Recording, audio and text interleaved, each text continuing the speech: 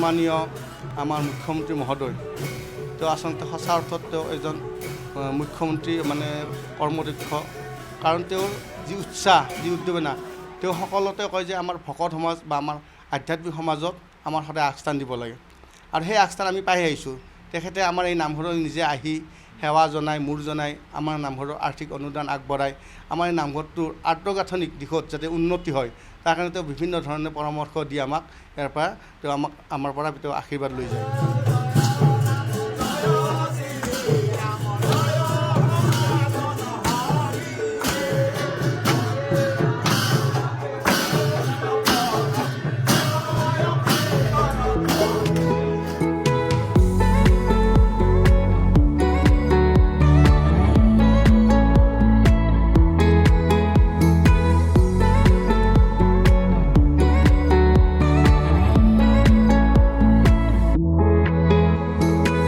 সচৰাচৰ নামঘৰ বুলি ক'লে আমাৰ মনলৈ আহে য'ত মহাপুৰুষ দুজনাৰ ৰচিত বৰগীতসমূহ তথা নাম কীৰ্তন কৰা হয় বা য'ত ফুল প্ৰসং কৰা হয় সেইবোৰে আমাৰ মনলৈ আহে যে সেইবোৰ সঁচাকৈ নামঘৰ কিন্তু তাৰ বিপৰীতে আজি এটা ব্যতিক্ৰমী নামঘৰ আপোনালোকক দেখুৱাম গুৱাহাটীতে অৱস্থিত এই নামঘৰৰ জৰিয়তে বিভিন্ন যিসমূহ আশ্ৰয়বিহীন যিসকল ককা আইতা আছে সেইসকলক স্থান দিয়াৰ লগতে আৰু আন যিসমূহ মেডিকেল ট্ৰিটমেণ্টৰ পৰা ধৰি সকলো ধৰণৰ ইয়াত উপলব্ধ যিসমূহ সেৱা যিসমূহ সঁচাকৈ সেৱা বুলি ক'ব পাৰি সেই সেৱাসমূহ এই যি বিশেষ নামঘৰ গুৱাহাটীত অৱস্থিত এই বিশেষ নামঘৰটো আপুনি যদি মন কৰে শ্ৰী শ্ৰী ৰাজহুৱা সত্ৰ নামঘৰ আৰু এই নামঘৰটোৰ এটা বিশেষ তাৎপৰ্য এইটোৱে যে মই তাৎপৰ্যটো ক'ব বিচাৰিছোঁ যে ইয়াত যিসকল সেৱাশ্ৰম নামৰ এখন বিশেষ আশ্ৰম চলাই আছে বুলি ক'ব পাৰি ইয়াৰ এম্বুলেঞ্চ আছে যদি হঠাৎ কাৰোবাৰ কিবা হয় তেন্তে ইয়াৰ এম্বুলেঞ্চৰ যোগান ধৰা হয় এইদৰে সুন্দৰ এটা ব্যৱস্থা নামঘৰ বুলি ক'লে আমাৰ মনলৈ যিটো আহে সেই নামঘৰৰ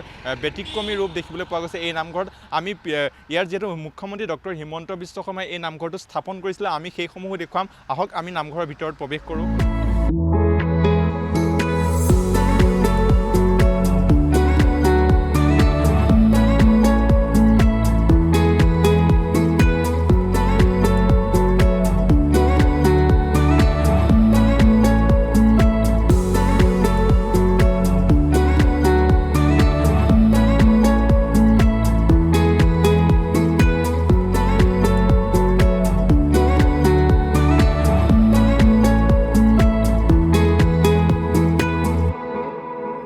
বৰ্তমান আহি পাইছোঁ নামঘৰৰ ভিতৰৰ পৰিৱেশটো দেখুৱাবৰ বাবে আৰু নামঘৰৰ যিসমূহ ভিতৰৰ পৰিৱেশ দেখুৱাৰ আগতে দেখুৱাব বিচাৰিছোঁ অসমৰ মাননীয় মুখ্যমন্ত্ৰী ডক্টৰ হিমন্ত বিশ্ব শৰ্মাই 2023 চনৰ যি 10/10/2023 তাৰিখে অসমৰ মাননীয় মুখ্যমন্ত্ৰী ডক্টৰ হিমন্ত বিশ্ব শৰ্মাই এই যি মন্দিৰটো ৰাজহুৱা সত্ৰ নামঘৰ পুনৰ নিৰ্মাণ কৰিছিলে আৰু এনেধৰণেই এখন ধুনীয়া ফলক লগোৱা হৈছে মুখ্যমন্ত্ৰীগৰাকীয়ে নিৰ্মাণ কৰা বুলি ইয়াত লিখা আছে আৰু লগতে এইফালে সেৱাশ্ৰম আৰু যিসমূহ ইয়াত সেৱা আগবঢ়োৱা হয় যিসমূহ ককা আইতাৰ পুনৰ কৈছোঁ যে যিসমূহ আশ্ৰয়বিহীন ককা আইতাক ইয়াতে প্ৰায় 18 পৰা 20 গৰাকী ককা আইতাক এই সেৱা আশ্ৰমত সেৱা যোগান ধৰা হয় আমি ভিতৰৰ পৰিৱেশ দেখুৱাইছে এটা সুন্দৰ ৰুম আপুনি যদি চাই ইয়াত সকলো ধৰণৰ সুবিধা আছে ঠাণ্ডা যিহেতু গৰমৰ লগাৰ বাবে এচিৰ সুবিধা ইয়াত আছে আমি ইয়াত দেখুৱাইছোঁ ককা আপোনাৰ ওচৰলৈ আহিছোঁ কেতিয়াৰ পৰা আছে ৱেলকাম কেতিয়াৰ পৰা ইয়াত আছে ইয়াত আছোঁ মই about 3 months back back ইংৰাজীত ক'লে অসুবিধা হ'ব নেকি ইংৰাজীত ক'লেও একো অসুবিধা নহয় আপুনি ক'ব পাৰে ইংৰাজীত কওঁ হা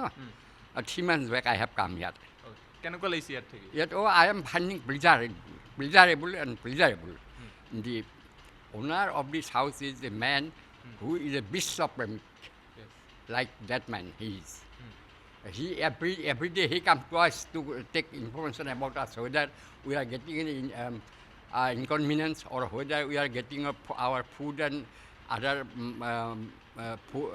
subsidiary food timely and daily. He takes care of that. He is such a type of man. Extremely a good man, and I have already, he's a bishop premic.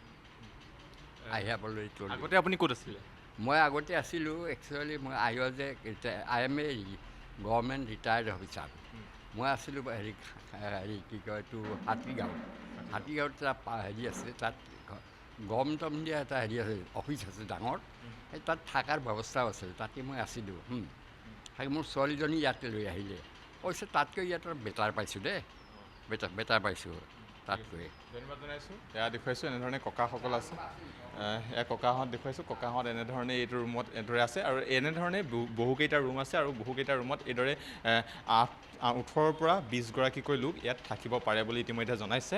আৰু এটা সুন্দৰ পৰিৱেশ আৰু যিসমূহ আধ্যাত্মিক পৰিৱেশৰ লগতে যিসমূহ কোৱা হয় মাধৱদেৱ দুজনাৰ দ্বাৰা ৰচিত বৰগীতসমূহৰ পৰিৱৰ্তেও যে নাম কীৰ্তনৰ পৰিৱৰ্তে যে এইদৰে সেৱা আগবঢ়োৱাটোৱে হৈছে এক ধৰ্ম আৰু সেয়া প্ৰমাণ কৰিছে এই যি সেৱাশ্ৰম আৰু যিখন সেৱাশ্ৰম এই গুৱাহাটীতে অৱস্থিত আছে। কিছু লোকে এই সেৱাশ্ৰমখনৰ বিষয়ে জ্ঞাত নহয় আৰু তেওঁলোকৰ বাবে এই বিশেষ ভিডিঅ'। যি ব্যতিক্ৰমী নামঘৰ, আমি ব্যতিক্ৰমী নামঘৰটোৰ পৰিৱেশ আপোনালোকক দেখুৱাইছোঁ। নামঘৰত কি কি সুবিধা আছে সেইসমূহ কৈছোঁ। বিনামূলীয়াকৈ থাকিব পাৰিব, ইয়াত বিনামূলীয়া স্বাস্থ্যসেৱা, সকলো ধৰণৰ এম্বুলেঞ্চ যোগান সেইবোৰ আছে।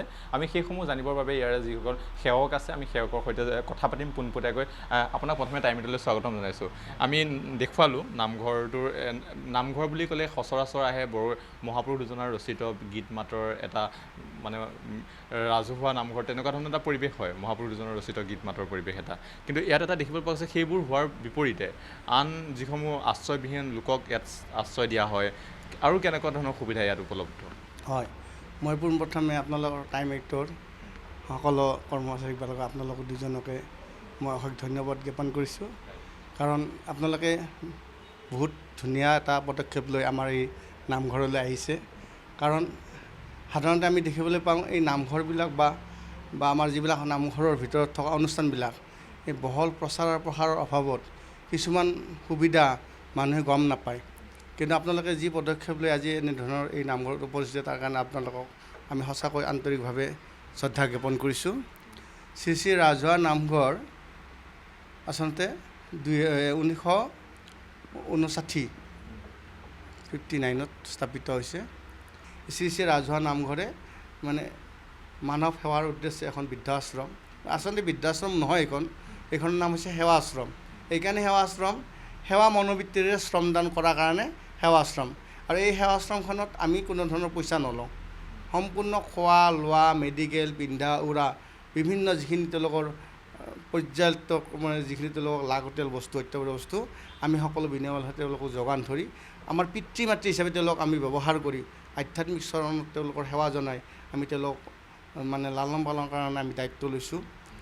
আৰু আপোনালোকে দেখি পাব এই নামঘৰৰ মাধ্যমেদি বা এই নামঘৰখন আচলতে আমি সত্ৰলৈ ৰূপান্তৰিত কৰিছোঁ, কনভাৰ্ট কৰিছোঁ আমাৰ সমত্ৰমৰ মাধ্যমেদি।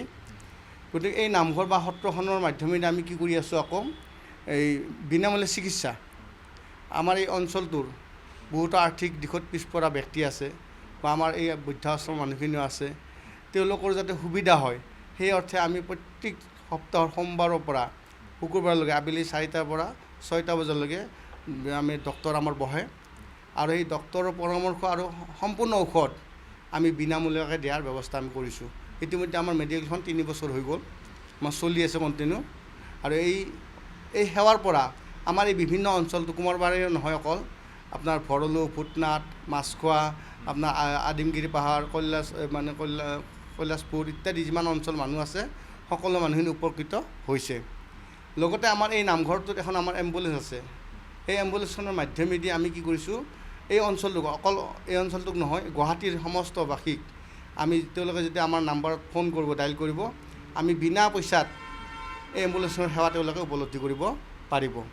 এইটো এটা আমাৰ ব্যৱস্থা কৰা হৈছে। লগতে আমাৰ ইয়াতে কি আছে, এখন অন্ন সুৰক্ষা, অৰ্থাৎ আমি এসাঁজ ভাত খোৱাৰ কাৰণে দুপৰীয়া মানুহক আমি ব্যৱস্থা কৰা এটা চিন্তাধাৰণা আমি চলাই আছোঁ বা কৰি আছোঁ।